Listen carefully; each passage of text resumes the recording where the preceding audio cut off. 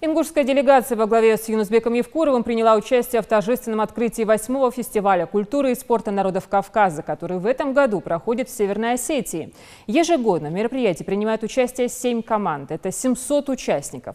Соревнования проводятся по национальным видам спорта: армспорт, борьба на поясах, стрельба из лука и многое другое. Фестиваль впервые будет проходить в течение 2 дней.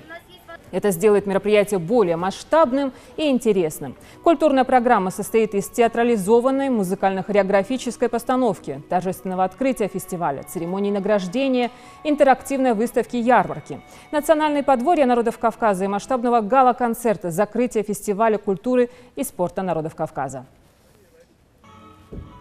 Здесь представлены многие виды прикладного искусства. Это художественное литье металла, это предметы из рыбьей кожи, в частности картины из рыбьей кожи, бисероплетение. Совершенно уникальные башенные комплексы, которые создаются из речного камня. Здесь представлена резьба по дереву, здесь представлены предметы древнейшего быта, станки, ткацкие станки, станок для возделывания кожи животных, очень много бытовых предметов, которые современный житель Ингушетии, он их не знает.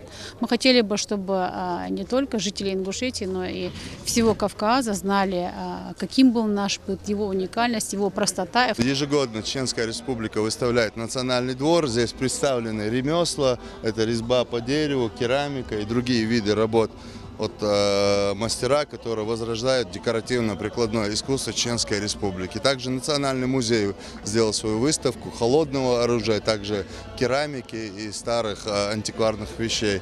Национальная еда будет, танцы будут. Все будет красиво, я думаю.